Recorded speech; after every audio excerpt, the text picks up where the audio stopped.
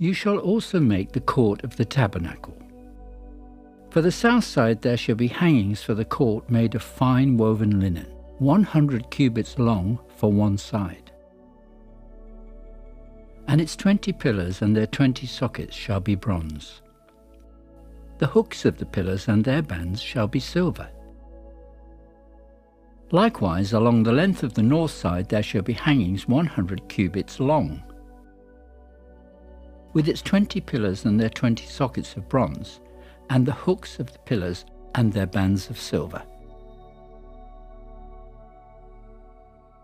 And along the width of the court on the west side shall be hangings of 50 cubits, with their 10 pillars and their 10 sockets. The width of the court on the east side shall be 50 cubits. The hangings on one side of the gate shall be 15 cubits, with their 3 pillars and their 3 sockets. And on the other side shall be hangings of 15 cubits, with their 3 pillars and their 3 sockets. For the gate of the court there shall be a screen 20 cubits long, woven of blue, purple, and scarlet thread and fine woven linen, made by a weaver.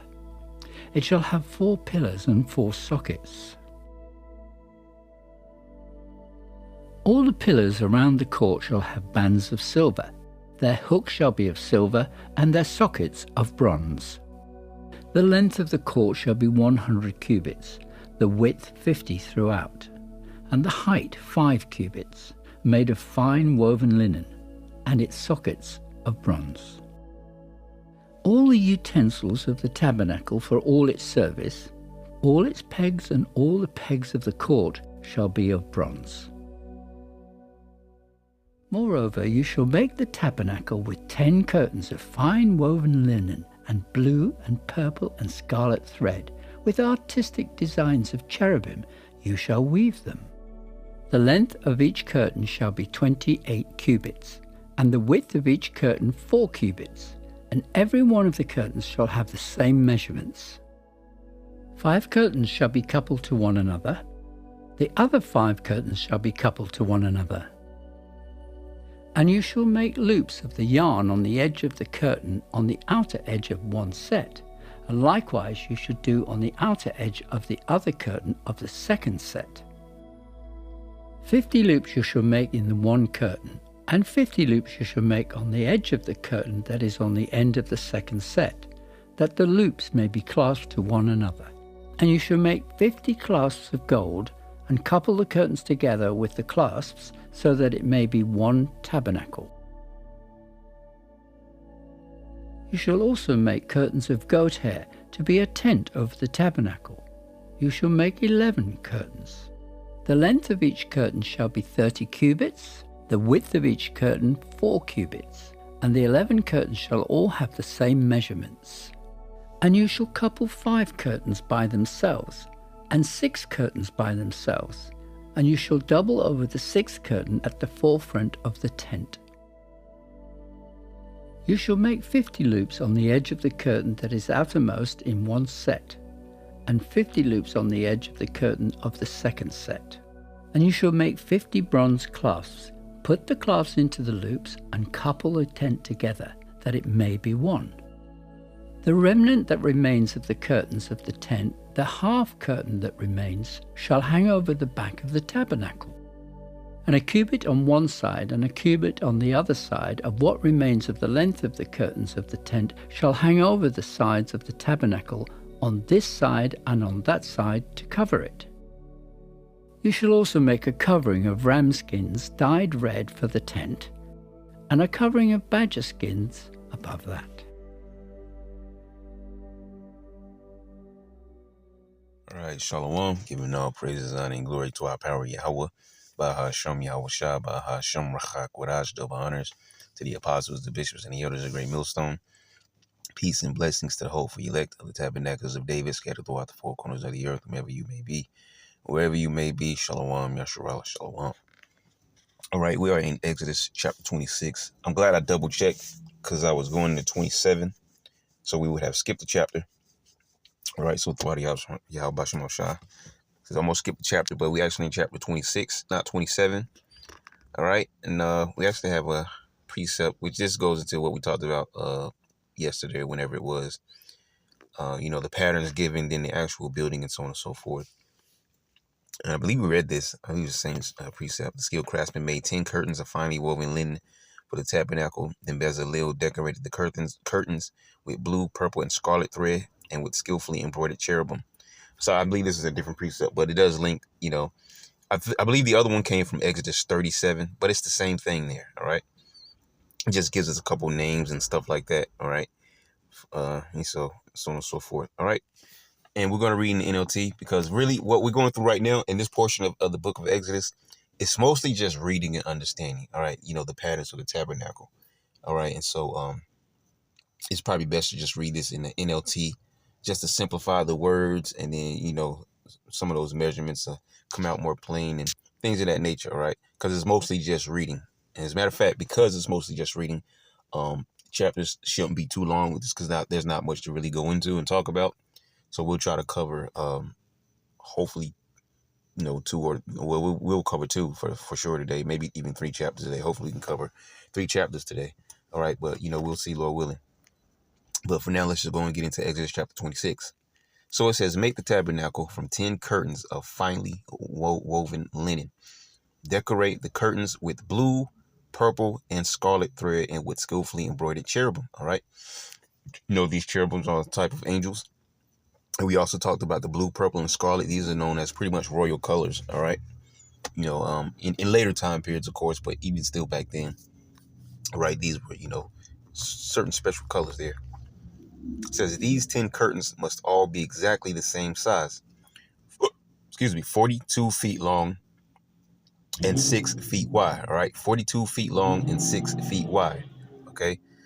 So those that are good with measurements, you could probably envision this even better. Which is once again what the video is for. Not an exact, this is what it looked like exactly. Just, to give you a general idea, generate some thoughts in your head. These 10 curtains must all be exactly the same size, 42 feet long and 6 feet wide. Join 5 of these curtains together to make one long curtain. So every 5, be 5 curtains put together to make one entirely long curtain. All right. Says, then join the other 5 into a second long curtain.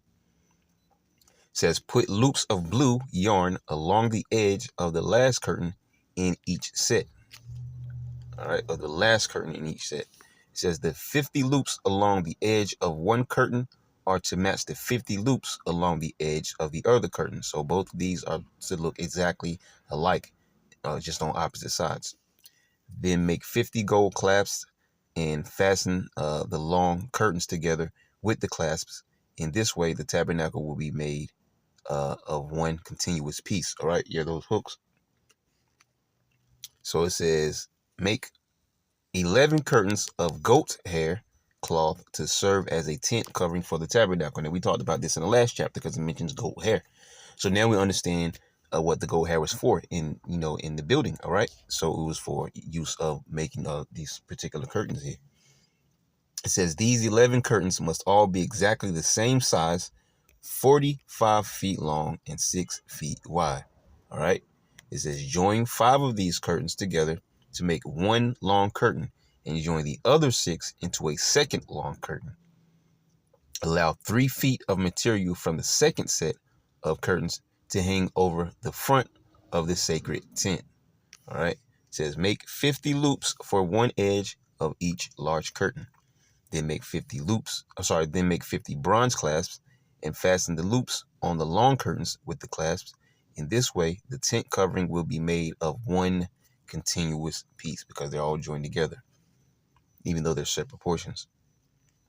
It says the remaining 3 feet of this tent covering will be left to hang over the back of the tabernacle. And the very back of the tabernacle is pretty much will be the space of, where the area of the Holy of Holies will be. All right. But we'll get into all that. It says allow 18 inches of remaining material to hang down over each side so the tabernacle is completely covered. So it's talking about, from the top, what would hang down All right, it would hang down pretty low. All right, or well, I mean, not really low, but because it's only 18 inches. But there's a to cover all of the portions there. All right, basically. It says complete the tent covering with a protective layer of tanned ram skins and a layer of fine goat skin leather. All right. So, as a matter of fact, let's see what it says here in the KJV for verse 14. And thou shalt make a covering for the tent of ram's skins dyed red, and a covering above of badger's skins. All right. So, as a matter of fact, maybe we can pull up that. See badger skins. All right. Then that's the tabernacle would come up, you see, which is what we're talking about. Let's see the images real quick.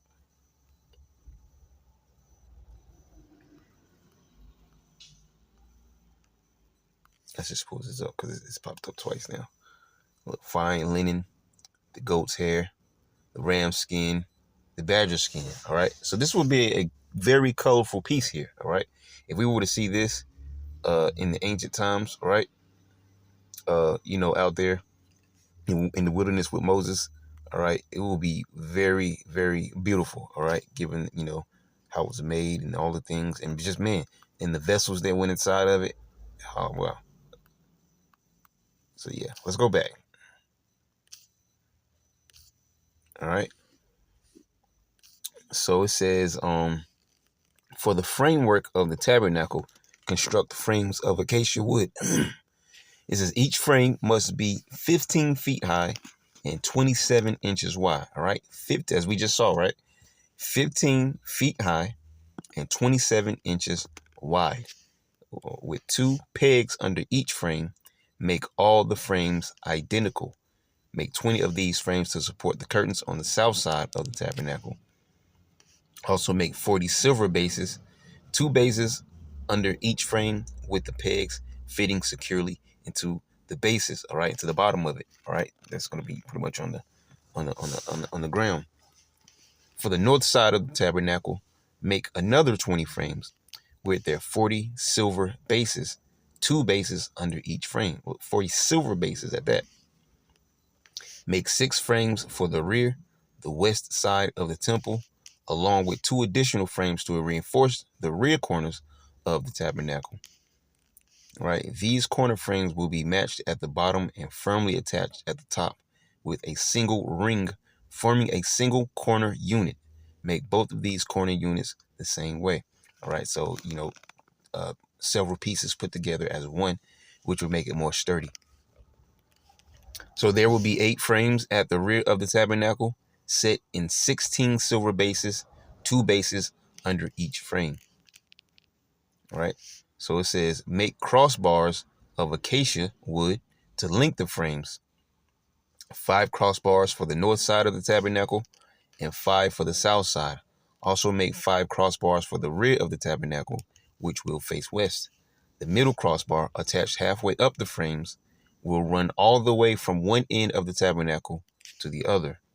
Overlay the frames with gold and make gold rings to hold the crossbars. Overlay the crossbars with gold as well. Set up this tabernacle according to the pattern you were shown on the mountain. For the inside of the tabernacle, make a special curtain of finely woven linen, decorated with blue, purple, and scarlet thread, and with skillfully embroidered cherubim. Hang this curtain on gold hooks attached to 4 posts of acacia wood. Overlay the post with gold and set them in 4 silver bases. Hang the inner curtain from clasp and put the Ark of the Covenant in the room behind it.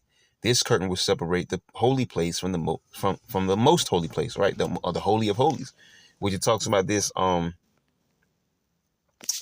in Hebrews. Let me see here. Hebrews chapter 9. All right, it says the first covenant between the highest and Israel had regulations for worship and a place of worship here on earth. All right, because it goes into everything we talked about in the last session, right? Everything that the patterns that were given, that we were building, were a direct reflection of what was in the heavens, all right? So the measurements and, all the specifications that were given had to be, correct to what was given, right, to a T. It says there were two rooms in that tabernacle. In the first room were a lampstand, a table, and sacred loaves of bread on the table. Going into all the things we talked about being inside the tabernacle. These things were made out of gold. And oh yeah, the last session talking about the golden lampstand. The 75 to 80 pounds, right, of chunk of gold that would be used to make the golden lampstand, and then also the other materials, the bowls, and all the different utensils, right? Because they would go inside the tabernacle, all right? And then we talked about the table of showbread and all that kind of stuff, right? So it says there were two rooms in that tabernacle. In the first room were a lampstand, a table, and sacred loaves of bread on the table. This room was called the holy place, right? Then there was a curtain, and behind the curtain was the second room called the most holy place, the Holy of Holies, all right? It says, in that room were a gold incense altar and a wooden chest called the Ark of the Covenant. Now, remember, we just talked about the incense and everything last time, the last session, going over to Revelation chapter 8, showing an example of what was going on in the heavens is, what was going on here on the earth, because those were the patterns given to us, all right? So in that room were a gold incense altar and a wooden chest called the Ark of the Covenant, which was covered with gold on all sides inside the ark, except for the lid. The lid was all gold. All right. It says because the ark, the hollowed out part itself was made out of acacia wood and overlaid with gold, but the covering, the lid, all gold. All right, pure gold. All right. It says, which was covered with gold on all sides. Inside the ark were a gold jar containing manna. Remember, when we go back to the earlier portions, or not earlier, but when we were in the wilderness after he had destroyed Pharaoh's army, and the children of Israel cried out about being thirsty and all this kind of crazy other stuff, right? And eventually we come to the portion where the Lord says that you would have meat in the evening and food in the morning. All right, and the meat for the evening was referring to the quails, and in the morning it was referring to the manna. All right, so yeah, and they were told to keep I forget exactly how much it was, but keep this manna, all right? Not all the manna, but just keep a certain portion and put it away, all right, for your generations, okay? And so this is it, because I believe it was Moses who told Aaron to also, to grab that, all right? And, to store this away. And so here it is, all right, appearing again, way in the New Testament, all right? Not seeing the actual Ark of the Covenant, but the remembrance of what was said there. So it says, which was covered with gold on all sides. Inside the ark were a gold jar containing manna.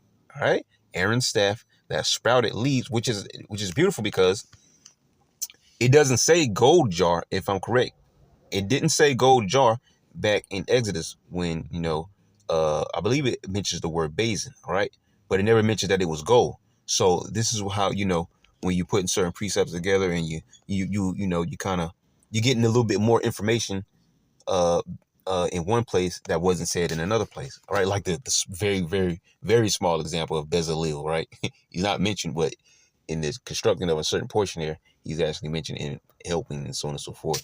Or like when we would talk about, when you go into the returning exiles, all right, the first exile return, okay, and this family helped build this wall, this family helped with the sheep gate, the fish gate, and this, so things like that, all right, that may be insignificant, but it's still tiny good information to hear every now and then.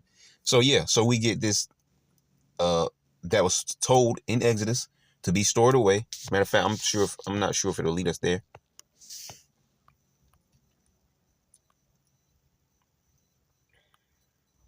Here it is.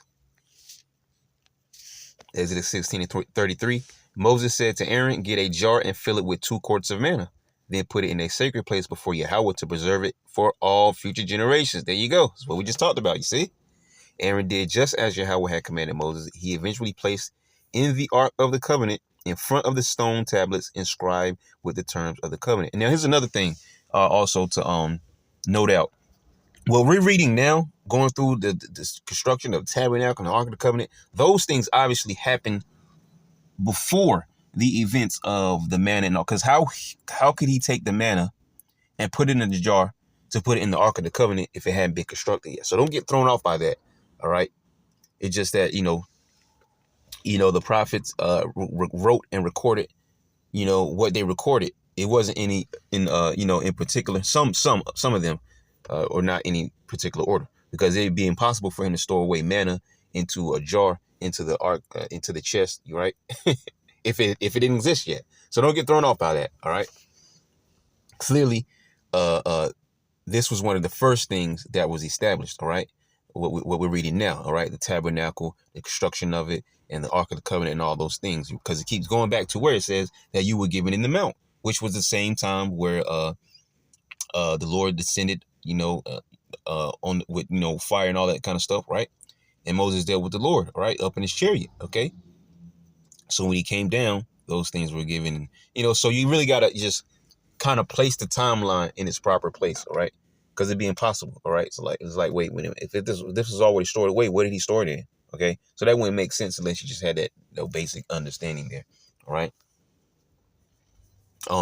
Yeah, like different events, like Moses coming down and getting angry, and the commandments that were on the stones, right? He broke that, and then he, made him drink of it after he, broke it up in the river and all that. You just kind of have to structure the timeline, all right, the proper way, because the Bible is in its proper form, all right.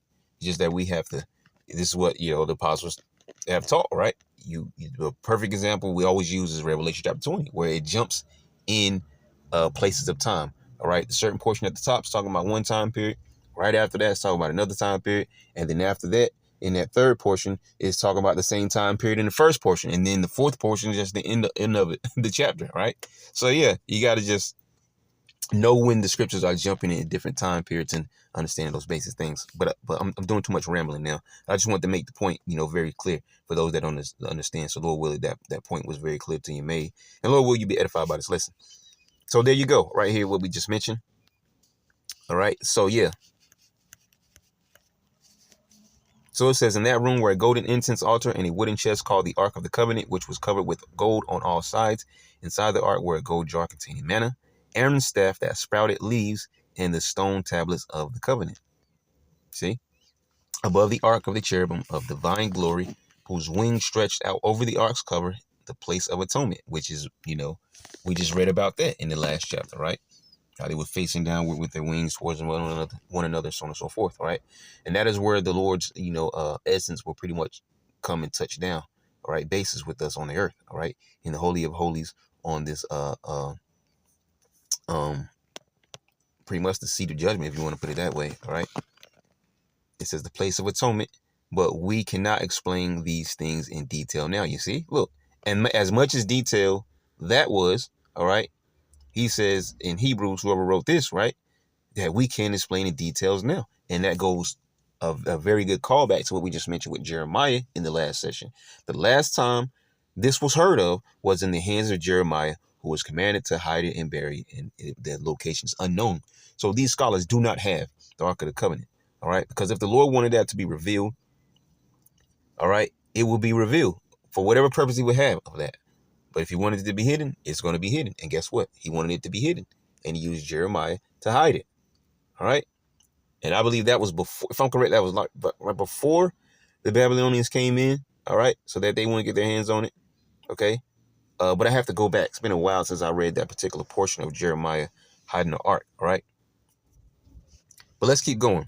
Verse 6 says, when these things were all in place, the priest regularly entered the first room as they performed their religious duties. Beautiful. All right. Because we're going to go back and finish off this chapter, and it's going to mention the same thing here. Okay.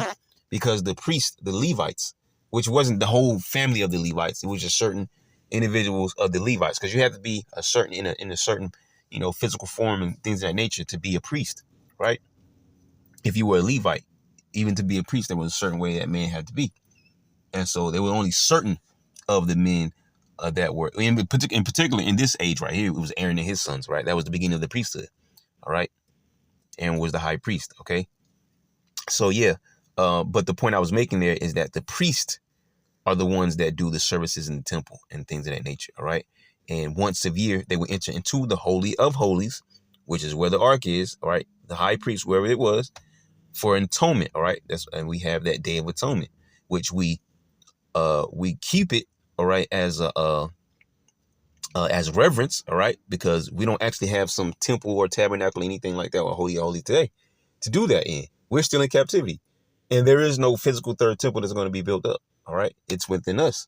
So if it's within us, all right, then how do we do that? Okay, we keep the Day of Atonement in our own households, all right, amongst whoever we're going to be, or if it's just ourselves or whatever. All right, so know ye not that ye are the temple of the Most High Power. All right, so that Day of Atonement we all observe from wherever we are. You see. So it says, when these things were all in place, the priests regularly enter into the first room as they perform their religious duties, right? The holy place. All right. It says, but only the high priest ever entered to the most holy place, the Holy of Holies.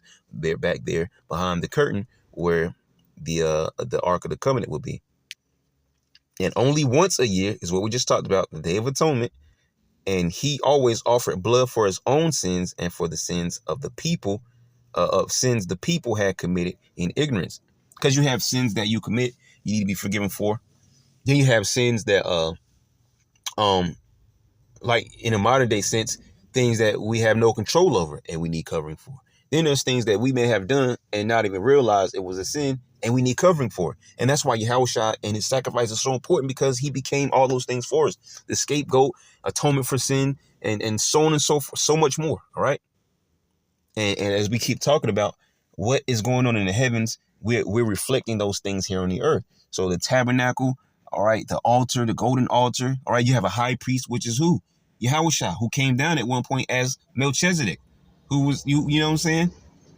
So there's so much, and that's why the scriptures say, lo, I come in the volume of the book, it is written of me. It is possible to be a New Testament only Israelite or an Old Testament only Israelite or whatever of the scriptures you believe, but you don't believe that there's a Messiah or to worship him. You might believe there's one, but you don't have to work, whatever. All right. It's all nonsense, man. We are doomed without Yahushua. He was set up for, what did he say? For this purpose am I now coming to the world. What was the purpose? To die for the sins of the Israelites, so that we would have a way back to the Lord. So what are these people talking about, man? Man, my goodness. But only the high priest ever entered into the most holy place, and only once a year. And he always offered blood for his own sins and for the sins the people had committed in ignorance. By these regulations, the Holy Spirit revealed that the entrance to the most holy place was not freely open as long as the tabernacle and the system it represented were still in use. This is going into the transition period that we're in now, the grace period. Yahushua already set up the pivot moment, but there's things that have to transpire before we've entered into this new covenant, man. You see, we got to go through Jacob's trouble and everything else. This is an illustration pointing to the present time, for the gifts and sacrifices that the priests offer are not able to cleanse the consciences of the people who bring them, which goes back to the law. Because let's say a person, they were a thief. All right. Sin forgiven. They did the sacrifice. Then they go out and be a thief again. Did a sacrifice. Sin forgiven. Now they were like, man, I really want to change my ways. All right. So it's a person that really wants to change their ways, but they're klepto. They can't stop stealing. And so they'll keep offering up the sacrifice, the sin offering, and whatever else that was needed to cover that sin, but their conscience is eating them up. Like, man, I want to stop doing this, but I just can't stop stealing. I'm a kleptomaniac. What is wrong with me, right? So the conscience was never clear with the old way of sacrifices. But then there's some people who will misuse the sacrifices. Like, okay, if I just sacrifice something, I can get away. I can get atoned for this sin. And so they use that to their advantage to commit evils and do things that are off and against, the law of the Lord. Because I can offer a sacrifice. So the Lord was like, you know what? I'm shutting this off. I'm sending a single sacrifice one time. That's going to be my only begotten son. Now everything is through him. So if you go off now, you want to know the Lord and Yahushua, because that's how you get covered, through Yahushua. Because if you're not, all right, if you're not working through them, all right, or through the Son, or however you want to put it, you're not covered for your sins anymore. Also, knowing this, Yahushua clears our conscience from past sins, because we all have a past life before we came in here. All right, it might have been a murderer or like we just mentioned, a kleptomaniac. All right, but he cleansed your consciences from that. Okay. And now we offer our bodies as a living sacrifice, right? Those lively stones, man. But it's just some guys that just don't get it. This is an illustration pointing to the present time, for the gifts and sacrifices that the priests offer are not able to cleanse the consciences of the people who bring them. For that old system deals only with food and drink and various cleansing ceremonies, physical regulations that were in effect only until a better system could be established. And even at some point, way before Yahushua came, the Lord was tired of it. I think in Amos chapter 5, it says, I despise your feast days. Okay. So, but it was because the going off. Why do you think the nations were sent against us to take us in captivity? Because we were going off. You see? There's so many things that come into play with why our current situation is the way it is. The problem is the Israelites have not looked within themselves and say that, okay, it's me. All right. Taking accountability. You see? But I just quick point, Spirit just jumped on me for a second there. What was I about to say? Okay, I was just trying to find what could point us to. Yep, illustration point of time. Priest offering, cleanse the consciousness. Yeah, that's what it was. See if we can find anything on that. Here we go. Actually, that says Psalms 51. Let's see what it says though, because I know what that Psalms 51 is about. You do not desire sacrifice, or I would offer one. You not want to perform.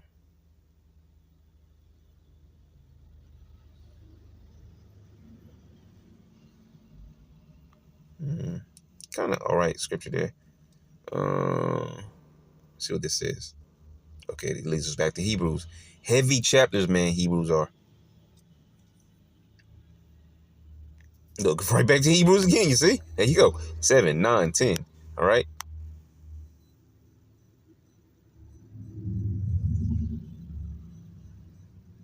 Look, didn't we just woo?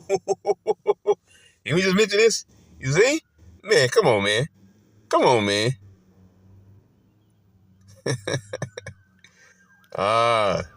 Hey, you can't make it up, man. You see, you just can't make it up, man.